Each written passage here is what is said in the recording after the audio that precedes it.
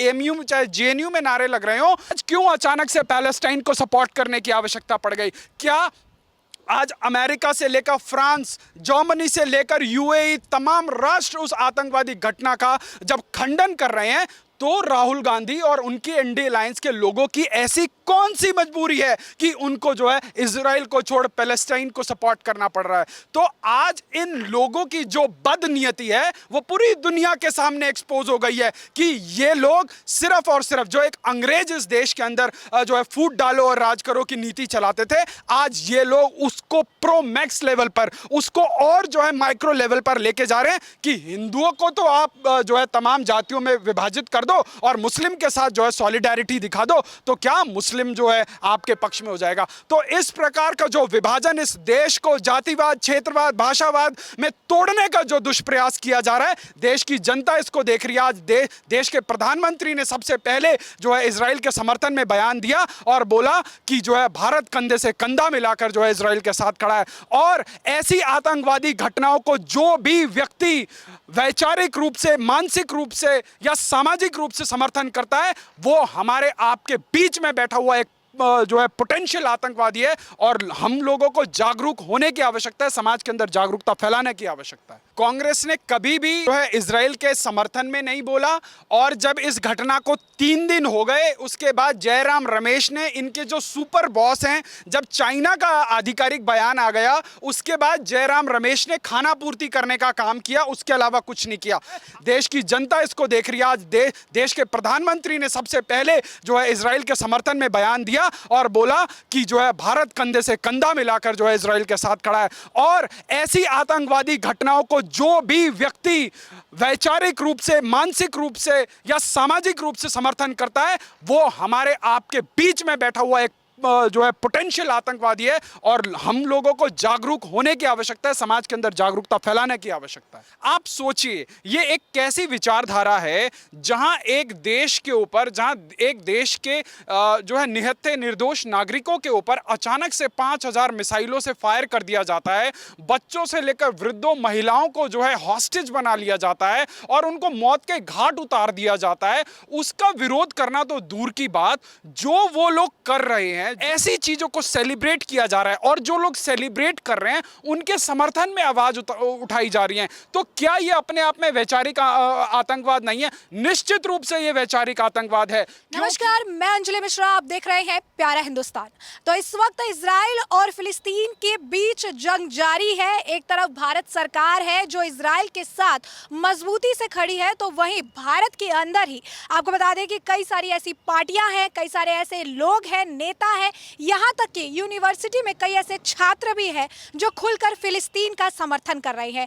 हम बात कर रहे हैं एएमयू यूनिवर्सिटी की, जहां पर साफ तौर पर अगर आप देखेंगे तो छात्रों ने फिलिस्तीन के समर्थन में नारे लगाए, बकायदा रैली निकाली। वहीं दूसरी तरफ अब कांग्रेस भी खुलकर फिलिस्तीन का समर्थन कर रही है, प्रस्ताव पास करा रही है और कई सारे इंडी गठबंधन के जो नेता हैं, चाहे वो फारूक अब्दुल्ला हो, महबूबा मुफ्ती हो, सभी को फिलिस्तीन के लिए काफी ज्यादा दर्द जो है होता हुआ नजर आ रहा है। ऐसे पे अब इस पूरे मामले पर चर्चा करने के लिए हमारे साथ मौजूद है वेद शर्मा जी। तो हम वेद शर्मा जी से जानेंगे कि सर, जिस तरीके से एक तरफ मोदी सरकार है जो इजराइल के साथ मजबूती से खड़ी है, दूसरी तरफ अगर आप देखेंगे तो एएमयू के छात्र जो है वो फिलिस्तीन के समर्थन में नारेबाजी कर रहे हैं। अब उन पर एक्शन भी हुआ है, 4 लोगों के खिलाफ मामला भी दर्ज किया गया है, क्या कहेंगे? देखिए, बहुत दुखद है इसमें अंजलि जी। आपने देखा होगा 2014 से पहले इस देश में ये लब्बो-लुआब था कि चाहे फ़िलिस्तीन में मुसलमानों के ऊपर कुछ हो, चाहे आपके म्यांमार में कुछ हो, तो आपको याद होगा वो मुंबई का आज़ाद मैदान जहां जो है दंगा कर दिया गया था। आप सोचिए, जिन विषयों पर भारत के मुसलमान का कोई लेना देना नहीं है, जिस विषय पर भारत सरकार का कोई लेना देना नहीं है या भारत सरकार की कोई इन्वॉल्वमेंट नहीं है, उन ऐसे विषयों को जो है आगे लाकर इस देश के अंदर जो है दंगा फैला दिया जाता था। पर आज जब से इस देश में मोदी सरकार आई है, कहीं ना कहीं ये लोग उतनी स्वच्छंदता से वो सब कुछ नहीं कर पा रहे, पर इन्होंने कल दिखाने का जो है वो दुष्प्रयास किया और उसके रिटेलिएशन में उनके ऊपर जो है सरकार ने जो है कार्रवाई करने का काम किया, जो एक बहुत अच्छा मूव है। आप सोचिए, ये एक कैसी विचारधारा है जहां एक देश के ऊपर, जहां एक देश के जो है निहत्थे निर्दोष नागरिकों के ऊपर अचानक से 5000 मिसाइलों से फायर कर दिया जाता है, बच्चों से लेकर वृद्धों महिलाओं को जो है हॉस्टेज बना लिया जाता है और उनको मौत के घाट उतार दिया जाता है, उसका विरोध करना तो दूर की बात, जो वो लोग कर रहे हैं ऐसी चीजों को सेलिब्रेट किया जा रहा है और जो लोग सेलिब्रेट कर रहे हैं उनके समर्थन में आवाज उठाई जा रही है। तो क्या ये अपने आप में वैचारिक आतंकवाद नहीं है? निश्चित रूप से ये वैचारिक आतंकवाद है, क्योंकि इस देश में एक संप्रदाय विशेष के दिमाग में उस लेवल का जहर भर दिया गया है, तुष्टीकरण का जो है उनको इतना ज्यादा उनको पोषण मिल गया है कि आज विश्व के किसी भी कोने में, अभी मैं अमेरिका की एक वीडियो देख रहा था, वहां पर भी कुछ लोग जो है फिलिस्तीन के समर्थन में आंदोलन कर रहे थे, तो वहां के पत्रकार ने पूछा, तो उन्होंने पूछा कि क्या आप अमेरिकन हैं? हाँ, उन्होंने कहा मैं अमेरिकन हूं, पर मैं जो है अपने संप्रदाय की पहले हूं। तो उन एक संप्रदाय विशेष के लोग विश्व के किसी भी कोने में हो, उनके लिए ना देश पहले है, ना उनके लिए कानून पहले है, ना उनके लिए संविधान पहले है, उनके लिए उनका संप्रदाय पहले है। तो आज आप देखेंगे चाहे कनाडा की सड़कों पर जो है उनके समर्थन में नारे लग रहे हो, चाहे भारत की एएमयू चाहे जेएनयू में नारे लग रहे हो, चाहे विश्व के किसी भी कोने में लग रहे हो, ये एक ऐसा कोड पूरे विश्व में मानवता को लग गया है कि आप लोगों को, बेकसूर लोगों को अच्छा, बेकसूर लोगों को फिर कहेंगे कि जी हम ऑप्रेस्ड हैं। पर इस समाज के साथ समस्या क्या है कि ये इतिहास कहां से काउंट करना शुरू करते हैं। भारत में राम मंदिर का जो विषय है वो 1500 ईस्वी से है, लगभग 500 साल 700 साल पुराना है।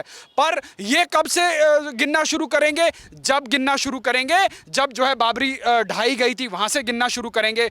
हल्द्वानी के अंदर जो है अभी ज़मीन कब्जे का मसला चल रहा है, उसका मसला कितने साल पुराना है, उसको ये कब से गिनना शुरू करेंगे? जब से इन्होंने कब्जाई है तब से गिनना शुरू करेंगे। तो विश्व के किसी भी कोने में आप अगर इजराइल की, आप जूइश की बात करेंगे तो ये बात करेंगे 1948 के बाद से कि जब जो है इजराइल नाम का देश जो है एक देश के रूप में दुनिया के सामने आया, ये उसके बाद से गिनना शुरू करेंगे, ये उससे पहले की बात नहीं करेंगे। जैसे कि जूइश नाम की कोई सभ्यता ही नहीं थी इस विश्व में। सर, एक और जो बड़ा सवाल है कि जिस तरीके से अब कांग्रेस कल तक जो है इजराइल के समर्थन में बोल रही थी, अचानक से अब उन्होंने प्रस्ताव जो है लेकर आए और वो फिलिस्तीन का समर्थन कर रही है। नहीं। और अब बीजेपी कह रही है कि वोट बैंक के लिए अब आतंकवादियों के साथ खड़े हैं। नहीं, कांग्रेस ने कभी भी जो है इजराइल के समर्थन में नहीं बोला। और जब इस घटना को 3 दिन हो गए उसके बाद जयराम रमेश ने, इनके जो सुपर बॉस हैं, जब चाइना का आधिकारिक बयान आ गया उसके बाद जयराम रमेश ने खाना पूर्ति करने का काम किया, उसके अलावा कुछ नहीं किया। आप सोचिए इस देश में अगर एक को कोई भाजपा शासित प्रदेश में सरकारी दवाखाना से दवाई खाने पर अगर दस्त लग जाए तो राहुल गांधी दिन में जो है 20 ट्वीट करेंगे, अखिलेश यादव जो है 1 दर्जन ट्वीट करेंगे और तमाम इंडिया अलायंस के लोग जो है आपको रात को 9 बजे प्राइम टाइम पर जो है छाती पीटो विधवा विलाप करते हुए नजर आएंगे। पर आपने इनकी टाइमलाइन में जाकर ढूंढ लीजिए, इन्होंने इजराइल के ऊपर हुए हमले के ऊपर कंडेम तक नहीं किया। आप सोचिए आज विश्व के अंदर गजवाए हिंद चल रहा है, गजवाए हिंद को प्रमोट कर रहे हैं लोग, खुल्लम खुल्ला आकर बोल रहे हैं, पर हिंदू मुसलमान कौन कर रहा है? हम कर रहे हैं। आज लोग जैश ए मोहम्मद से लेकर आईएसआईएस नाम की जो आतंकवादी संगठन चला रहे हैं, पर हिंदू मुसलमान कौन कर रहे हैं? हम कर रहे हैं। इस पूरे विश्व के अंदर के नारे लगाकर जो है लोगों के उसका हम विरोध भी नहीं कर सकते, और हिंदू मुसलमान कौन कर रहा है? हम कर रहे हैं। इस देश के अंदर तमाम जिहाद हो रहे हैं, सांस्कृतिक जिहाद हो रहा है, लैंड जिहाद हो रहा है, लव जिहाद हो रहा है, फिल्मों के माध्यम से जिहाद को प्रमोट किया जा रहा है। अगर हम उसका विरोध करें तो हिंदू मुस्लिम कौन कर रहा है? हम कर रहे हैं। 1947 से लेकर आज तक 30,000 जो है मंदिर ध्वस्त कर दिए गए इस देश के अंदर। इस देश के अंदर जो है तुष्टीकरण की आग लगा दी गई। आज एक संप्रदाय विशेष को खुश करने के लिए तमाम योजना इस देश के अंदर चला दी गई। यदि हम उसके ऊपर चर्चा करेंगे तो हिंदू मुस्लिम कौन कर रहा है? हम कर रहे हैं। इस देश के अंदर सर तन से जुदा के नारे लगा दिए जाते हैं, हमारे देवी देवताओं के बारे में भला बुरा बोला जाता है, इतना तक बोल दिया जाता है कि 15 मिनट के लिए पुलिस हटा दो तो हम बता देंगे क्या चीज है। पर हिंदू मुसलमान कौन कर रहा है? हम कर रहे हैं। आप सोचिए यदि आज इन विषयों के ऊपर खुल के नहीं बोला गया तो आपकी जो जनरेशन है, जो आज की ये स्काई-फाई जनरेशन है, जो ये टिकटॉक और जो इंस्टाग्राम पर रील बनाकर जो है सेल्फ ऑब्सेस्ड जनरेशन है, ये कभी अपने हक, अधिकार और अपने लिए नहीं खड़ी हो पाएगी। एक तरफ एक संप्रदाय है जिसमें लोग जो है जिनके दिमागों में किस प्रकार का विष भरा हुआ है। आप देखिए आज इंस्टाग्राम के ऊपर आज तमाम आपको ऐसे जहर घोलते हुए गाने मिल जाएंगे। अभी मुंबई के अंदर एक सो कॉल्ड इंस्टाग्रामर के खिलाफ जो है शिकायत डाली गई है कि गाना क्या चल रहा है। आप सोचिए, लोग जय श्री राम के नारों के ऊपर कहते हैं कि ये सांप्रदायिक जो है वैमनस्यता फैला रहे हैं, और जहां दूसरी तरफ एक संप्रदाय विशेष के धार्मिक उन्मादी नारे लगाए जा रहे हैं, उसके विरोध में बोलने वाला कोई खड़ा नहीं हो रहा, और उसके बाद आप कह रहे हैं कि हम हिंदू मुसलमान फैला रहे हैं। देखिए, कांग्रेस की राजनीति ही 7 दशकों से इस देश के अंदर तुष्टीकरण की रही है। वो उसका काम क्या है? आज राहुल गांधी जहां एक तरफ जो है उनकी जो नानी थी, जो ये कहती थी कि ना जात पे ना पात पे मोहर लगेगी हाथ पे, आज वही राहुल गांधी इस देश में ओबीसी की बात करके हिंदुओं को जो है जातियों में विभाजित करने पे तुले हुए हैं, और उसके बाद ये कह रहे हैं कि जिसकी जितनी भागीदारी उसकी उतनी हिस्सेदारी। आप सोचिए, आज कंस्ट्रक्टिव पॉलिटिक्स की बात क्यों नहीं हो रही है? आज क्यों अचानक से पैलेस्टाइन को सपोर्ट करने की आवश्यकता पड़ गई? क्या आज अमेरिका से लेकर फ्रांस, जर्मनी से लेकर यूएई, तमाम राष्ट्र उस आतंकवादी घटना का जब खंडन कर रहे हैं, तो राहुल गांधी और उनकी एनडीए अलायंस के लोगों की ऐसी कौन सी मजबूरी है कि उनको जो है इजराइल को छोड़ पैलेस्टाइन को सपोर्ट करना पड़ रहा है? तो आज इन लोगों की जो बदनीयती है वो पूरी दुनिया के सामने एक्सपोज हो गई है कि ये लोग सिर्फ और सिर्फ जो एक अंग्रेज इस देश के अंदर जो है फूट डालो और राज करो की नीति चलाते थे, आज ये लोग उसको प्रो मैक्स लेवल पर, उसको और जो है माइक्रो लेवल पर लेके जा रहे हैं कि हिंदुओं को तो आप जो है तमाम जातियों में विभाजित कर दो और मुस्लिम के साथ जो है सॉलिडेरिटी दिखा दो, तो क्या मुस्लिम जो है आपके पक्ष में हो जाएगा? तो इस प्रकार का जो विभाजन, इस देश को जातिवाद, क्षेत्रवाद, भाषावाद में तोड़ने का जो दुष्प्रयास किया जा रहा है, देश की जनता इसको देख रही है। आज देश के प्रधानमंत्री ने सबसे पहले जो है इजराइल के समर्थन में बयान दिया और बोला कि जो है भारत कंधे से कंधा मिलाकर जो है इजराइल के साथ खड़ा है। और ऐसी आतंकवादी घटनाओं को जो भी व्यक्ति वैचारिक रूप से, मानसिक रूप से या सामाजिक रूप से समर्थन करता है, वो हमारे आपके बीच में बैठा हुआ एक जो है पोटेंशियल आतंकवादी है, और हम लोगों को जागरूक होने की आवश्यकता है, समाज के अंदर जागरूकता फैलाने की आवश्यकता है। तो जैसे कि आपने वेद शर्मा जी को सुना, उन्होंने स्पष्ट तौर पर बहुत ही सुंदर तरीके से चीज़ों को बताया है और बताया कि किस तरीके से जो लोग आज के वक्त में हमास जैसे आतंकी संगठनों के साथ खड़े हैं या खुलकर उनका समर्थन कर रहे हैं, वो पोटेंशियल आतंकवादी हैं, और साथ ही साथ अब लोगों को जागरूक होने का ज़रूरत है। और जिस तरीके से कांग्रेस अब खुल के फ़िलिस्तीन का समर्थन करने के लिए अब सामने आ रही है, और कई सारे नेता जो है फ़िलिस्तीन का खुलकर समर्थन कर रहे हैं, कहीं ना कहीं अपने समर्थन के साथ वो अपना असली चेहरा जनता के सामने बेनकाब कर रही है। तो ऐसे में आपने चर्चा पूरी सुनी। अब इस पर आपकी जो राय हो कमेंट सेक्शन में कमेंट करके हमें ज़रूर साझा करिएगा। धन्यवाद।